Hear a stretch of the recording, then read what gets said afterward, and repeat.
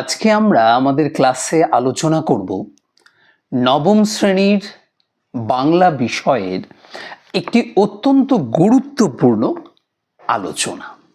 আজকে আমরা চিঠি প্রবন্ধ নিয়ে আলোচনা করব। স্বামী বিবেকানন্দের লেখা এই স্বামী বিবেকানন্দের লেখা এই চিঠি অত্যন্ত একটা মজাদার একটা লেখা, একটা প্রবন্ধ, যেখানে চিঠি স্বামী বিবেকানন্দ এই চিঠির এই লেখক।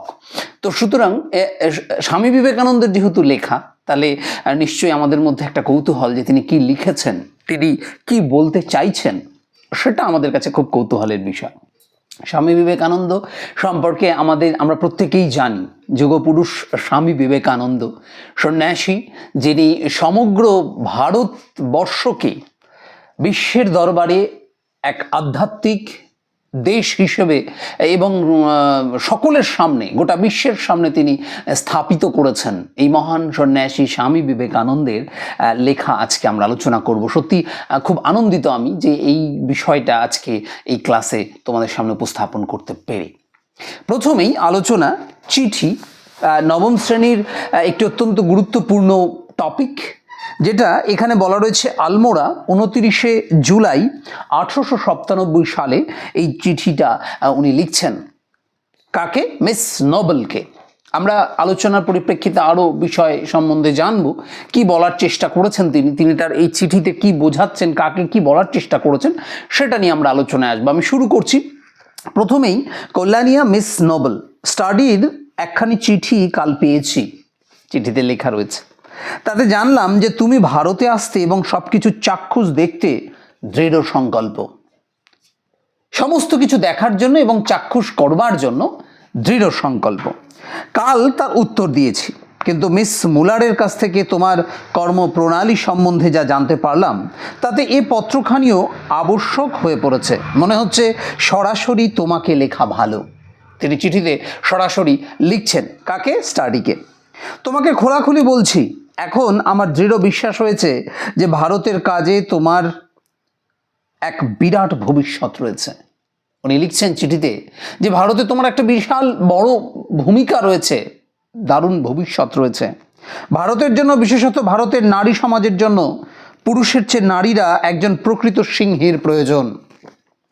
আমরা জানি ভারতবর্ষের যা সিচুয়েশন তৎকালীন সময়ে, সেখানে ভারতবর্ষে পুরুষের চেয়ে একজন নারী সিংহের প্রয়োজন। তো সুতরাং তোমার এই দেশে অনেক কাজ রয়েছে। তোমার শিক্ষা, ঐকান্তিকতা, পবিত্রতা, অসীম ভালোবাসার দৃঢ়তা, সর্বোপরি তোমার ধমনীতে প্রবাহিত কেল্টিক রক্তের জন্য তুমি ঠিক সেই রূপ নারী যাকে আজ প্রয়োজন। তোমার শিক্ষা, তোমার ঐকান্তিকতা, তোমার আমরা যদি দেখি সর্বোপরি তোমার ভালোবাসা, দৃঢ়তা, সমস্ত কিছুই বর্তমান ভারতে প্রয়োজন। কিন্তু বিঘ্ন আছে বহু। স্বামী বিবেকানন্দ তিনি চিঠির মাধ্যমে তাকে বোঝাচ্ছেন যে তুমি অবশ্যই, তোমার অনেক কাজ করার আছে, তোমারই প্রয়োজন, কিন্তু তোমার অনেক বিঘ্নও রয়েছে, অনেক সমস্যাও রয়েছে, অনেক বাধা রয়েছে, অনেক বিপত্তি রয়েছে। এদেশের সুখ, এদেশের দুঃখ, কুসংস্কার, দাসত্ব প্রভৃতি কি ধরনের তা তুমি ধারণা করতে পারো না। আমার দেশ ভারতবর্ষের সবচেয়ে দুঃখের কুসংস্কার এবং দাসত্ব। এখানকার মানুষের রন্ধে রন্ধে কুসংস্কার ঢুকে রয়েছে, দাসত্ব রয়েছে। তো সুতরাং তোমার সামনে যে সমস্যাগুলো আসবে তুমি ধারণাও করতে পারবে না। এদেশে এলে তুমি নিজেকে অর্ধ উলঙ্গ অসংখ্য নরনারীতে পরিবেষ্টিত দেখতে পাবে।